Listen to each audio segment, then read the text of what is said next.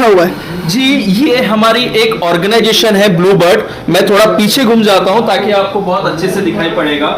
ये हमारी एक एनजीओ है जिसमें जितने भी बिजनेस करने वाले लोग हैं अपने समाज के, किसी का सलून का बिजनेस है, किसी का होटल है, किसी का कपड़े का है, मेरा प्रिंटिंग का है, ऐसा बहुत सा विभिन्न प्रकार के बिजनेस है। ये सभी एक दूसरे से कनेक्टेड है। जय भीम दोस्तों, मेरा नाम सुमित और हम आ चुके हैं आज नागपुर में, और हम हैं एक प्रेस में जहाँ पर छपाई होती है, पोस्टर बनते हैं, बैनर्स बनते हैं, और इसके जो मालिक है आज हमारे साथ है। सर अपना परिचय दीजिए। जय भीम, मैं विवेक सोनूले नागपुर से। मेरा भाई है ये, हम दोनों का ये बिजनेस है प्रिंटिंग का, और हम लोग कई सालों से इस बिजनेस से जुड़े हुए हैं। और खुशी होती है कि अपने समाज में, जैसे हमारा प्रिंटिंग का, बैनर प्रिंटिंग का बिजनेस है, और भी कई बिजनेसेस आपको नागपुर में देखने के लिए मिलेंगे, जो कोई हिचकिचाहट नहीं है, कुछ नहीं है, खुले दिल से सब लोग बिजनेस करते हैं, एक दूसरे को बिजनेस देते हैं। आप कितने साल से ये बिजनेस कर रहे हैं? लगभग हमको 8 से 10 साल हो गए हैं हम लोग इस बिजनेस में हैं, और तब से हम लोग बिजनेस कर रहे हैं। इसका आइडिया कैसे आया सर? सर, आइडिया एक्चुअली मेरे भाई का है। ये मुझसे पहले से भी इस बिजनेस से जुड़ा हुआ है, और एक दिन हम लोग ऐसे ही बैठे हुए थे, कुछ कर नहीं रहे थे, बस सोच चल रही थी कि कुछ तो भी करना है, कुछ तो भी करना है। तो फिर हम लोग बैठे बैठे मेरे भाई ने आइडिया दिया कि चलो हम लोग प्रिंटिंग को लेके हम लोग स्टार्ट करते हैं। और फिर हम लोगों ने एक छोटे से कमरे से हमारी बिजनेस की शुरुआत की, कुछ 10,000 रुपए की लागत से, और आज हम लोग मतलब लगभग 10-12 लाख की तो मशीन ही है हमारी आज, तो इस मुकाम पे है। तो सर आपका नाम क्या है? मेरा नाम अंकुल है। अंकुल। हाँ जी। तो सर आपको कैसा आइडिया है इस बिजनेस का?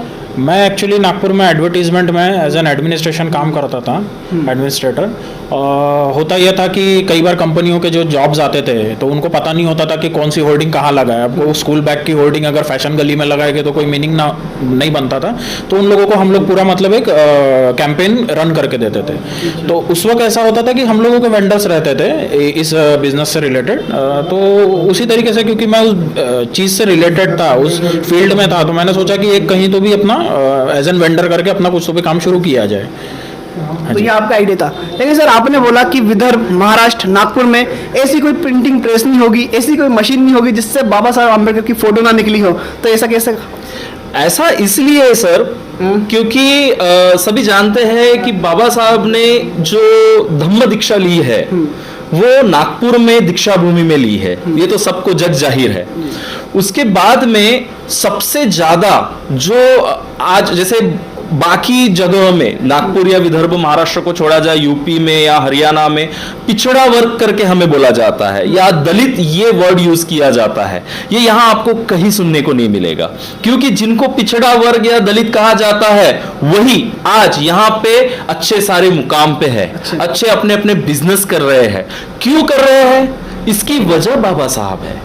बाबा साहब इसलिए है क्योंकि आज अगर वो ना होते या उन्होंने जो हमारे लिए किया है वो नहीं किया होता, वो चाहते तो आज अच्छे बड़े पद पे ऑफिसर आईएएस हो सकते थे, या और बड़े लेवल पे वो अपने खुद के लिए बहुत कुछ कर सकते थे, या बड़े एक नेता हो सकते थे। लेकिन उन्होंने सबका त्याग किया, किसके लिए? हमारे लिए। ठीक है, तो मैं आ रहा हूं जो आपने मुद्दा किया, पूछा है मुझसे, तो उससे क्या है ना, उन्होंने आज ये हम लोग कपड़े पहन रहे हैं, आज खुले जगहों पे ऐसे सांस ले पा रहे, वो उनके वजह से। तो ये जितना भी कुछ दिया हुआ है ये हमें बाबा साहब ने दिया हुआ है। तो जिस महापुरुष ने हमें इतना सब कुछ दिया हुआ है, ऐसी भूमि पे जहां उन्होंने दीक्षा ली थी, तो ऐसा कैसे हो सकता है कि वहां की किसी मशीन पे उनका फोटो प्रिंट ना हो सके? आपके सवाल में ही मेरा जवाब है। नहीं, अभी आपने एक जवाब दिया कि यूपी, मध्य प्रदेश में दलित बोला जाता है, पिछड़ा बोला जाता है। बिल्कुल। और जो नागपुर में लोग हैं, अम्बेडकर राइट से बुद्धिस्ट लोग हैं, ये बहुत अच्छे मुकाम पर है, बड़े बिजनेसमैन है, बड़े ऑफिसर से। तो आपको इसका अंतर ऐसा क्यों लगता है कि उस राज्य में ऐसा और महाराष्ट्र में ऐसा क्यों? क्या कारण है इसका? जी बिल्कुल, बहुत अच्छा सवाल पूछा आपने। देखिए, इसका रीजन ना एकत्रीकरण नहीं है, यूनिटी नहीं है। जैसा आज नागपुर में आप देखेंगे, आप यहां से सड़क से निकलेंगे, किसी को भी पूछेंगे जय भीम बोलेंगे, वो आपको पलट के जय भीम बोलेगा। लेकिन यही आप यूपी जाइए, हरियाणा जाइए, है मानते सभी है, लेकिन हिचकिचाहट है, वो एक नहीं हो पाया है, या फिर उन्हें एक होने नहीं दिया गया है।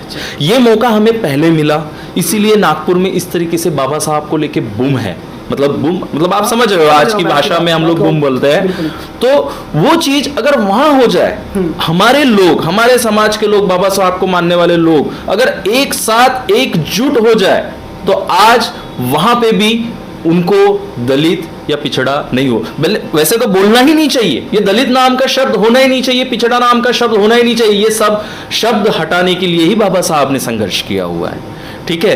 तो ये चीज मैं आपके टीवी चैनल के माध्यम से मैं गुजारिश करूंगा सभी लोगों को, सभी समाज को या बाबा साहब को मानने वाले लोगों को, कि आप एकत्रित होइए, अपने अपनी जगह पे, अपने अपने क्षेत्र में एकत्रित होइए, यूनिटी लोगों को दिखाइए कि नहीं, आप अकेले नहीं है, आपके पीछे भी पावर है, आपके पीछे भी पीछे लोग खड़े हुए हैं। तो आपको भी, आप सभी को भी कोई भी उस तरीके से देखेगा नहीं या किसी तरह से टिप्पणी करेगा नहीं, या आपको कोई तकलीफ होगी नहीं। ये आप आजमा के देखिए, हो सकता है वक्त लगे, समय लगे, वक्त, दिन लगे, साल लगे, 2 साल लगे, लेकिन जब आप एकत्रित हो जाएंगे तो आपका वो प्रभाव जरूर दिखाई पड़ेगा। एक बहुत इंपॉर्टेंट क्वेश्चन आपसे पूछ रहा हूँ जी। आपने बात करी यूनिटी की जी। मैं यूपी की बात करूँ तो वहाँ पे 4 बार सरकार रही है, जिसे बहुजन सरकार कहा जाता है। बिल्कुल। मध्य प्रदेश में एक भी बार नहीं रही है, और जहाँ तक मेरा नॉलेज है महाराष्ट्र में भी आज तक कोई बहुजन नाम की सरकार नहीं रही है। लेकिन तब भी महाराष्ट्र के लोग एज ए कंपेयर यूपी और एमपी दूसरे राज्यों से बहुत ज़्यादा डेवलप है। तो क्या आपको ऐसा लगता है, ऐसा मानना है कि किसी की सरकार होने से ही इंसान डेवलप होता है, या फिर वो अपने दम पर पढ़ लिख कर और बिजनेस में आकर महाराष्ट्र की तरह डेवलप हो सकता है हर राज्य? जी देखिए, ये बिल्कुल की बेकार की बात है, मैं सीधा सीधा बोलना चाहूंगा। ये बिल्कुल ही बेकार की बात है कि कोई पॉलिटिकल सपोर्ट हो या पढ़ लिख कर ही बड़ा हो सकता है करके। आज देखिए, मेरा एजुकेशन बहुत ज़्यादा नहीं है, मैंने मेरा पूरा ग्रेजुएशन भी नहीं किया हुआ है, but I will do everything very nicely. मैं अंग्रेजी भी बोल लेता हूँ, इंग्लिश भी बोल लेता हूँ, हिंदी भी और मराठी भी, हम तीनों लैंग्वेज बोल लेते हैं। ये कहाँ से आई? आज हम लोग पढ़ाई के पीछे जा रहे हैं या नेता या पॉलिटिकल के पीछे जा रहे हैं, पर पॉलिटिक्स के अलावा भी तो बहुत कुछ है। आज जिस वक्त मेरा क्वेश्चन ये था कि किसी राज्य में किसी बहुजन सरकार होने से इफेक्ट पड़ता है? नहीं, बिल्कुल नहीं पड़ता है। आज मैं एक छोटी सी बात कहना चाहूंगा।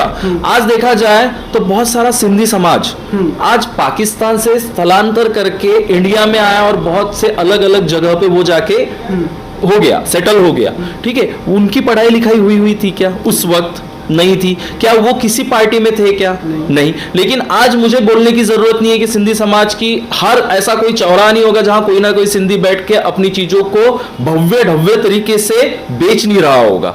वो कैसे हुआ? उनमें यूनिटी आई। कैसे यूनिटी आई? सिर्फ पढ़ने से यूनिटी नहीं आती है। आप जो काम कर रहे हो, जो बिजनेस कर रहे हो, उसमें भी तो आपको एकत्रित होना जरूरी है। जैसे मुझे कोई चीज लग रही है तो मुझे वो चीज खरीदनी है, मुझे पैसा खर्च करना है, तो मैं अपने समाज के व्यक्ति के पास क्यों ना जाऊं? मैं क्यों किसी बाहरी समाज के व्यक्ति के पास से वो खरीदी करूं? मैं क्या होगा, मैं मेरे जेब से पैसा खर्च कर रहा हूं, वो उसके पास जा रहा है, उसके पास जा रहा है यानी उसके पास हो गया, उसके समाज में चले गया। वो क्या करेगा? वही पैसे का अपने समाज में कुछ कार्य करेगा। तो सर एक बात और पूछना चाहूंगा, ये क्या लिखा हुआ है? जी, ये हमारी एक ऑर्गेनाइजेशन है ब्लू बर्ड। मैं थोड़ा पीछे घूम जाता हूं ताकि आपको बहुत अच्छे से दिखाई पड़ेगा। ये हमारी एक एनजीओ है जिसमें जितने भी बिजनेस करने वाले लोग हैं अपने समाज के, किसी का सलून का बिजनेस है, किसी का होटल है, किसी का कपड़े का है, मेरा प्रिंटिंग का है, ऐसा बहुत सा विभिन्न प्रकार के बिजनेस है। ये सभी एक दूसरे से कनेक्टेड है हम लोग, और हम लोगों की सोच ये है कि हमारे समाज के व्यक्ति जिनके बिजनेस नहीं है, जो कोई चीज को खरीदी कर रहे हैं, कुछ ले रहे हैं, तो वो अपने समाज के लोगों के पास आए। इसीलिए हमने ये ब्लू बर्ड ऑर्गेनाइजेशन को ये किया हुआ है। व्यूअर्स को ये लिंक डिस्क्रिप्शन में मिल जाती है, कमेंट बॉक्स में मिल जाती है, तो उसका फायदा होगा? जी बिल्कुल फायदा होगा, डेफिनेटली फायदा होगा। गूगल प्ले स्टोर पे जाना है, वहां पे आपको टाइप करना है ब्लू स्पेस बर्ड्स। उसमें ना एक ऐप आएगा ब्लू बर्ड्स करके, उसको आपको इंस्टॉल करना है। इंस्टॉल करके आप देखेंगे तो वहां पे बहुत सारे आपको बिजनेसेस दिखेंगे। तो अगर आप मार्केट में जा रहे हो जहां पे 10 दुकानें हैं, उन 10 दुकानों में अपने समाज के बंदे की कौन सी दुकान है, ये उनका फायदा होगा। अच्छा आइडिया है। तो आप सभी लोग अगर ये ऐप इंस्टॉल करना चाहते हैं और बहुजन बिजनेस से जुड़ना चाहते हैं तो प्लीज़ कमेंट बॉक्स में इसका लिंक है, डिस्क्रिप्शन में इसका लिंक है, जाके इंस्टॉल कीजिए, और इंस्टाग्राम के मेरे बायो में भी इसका लिंक है।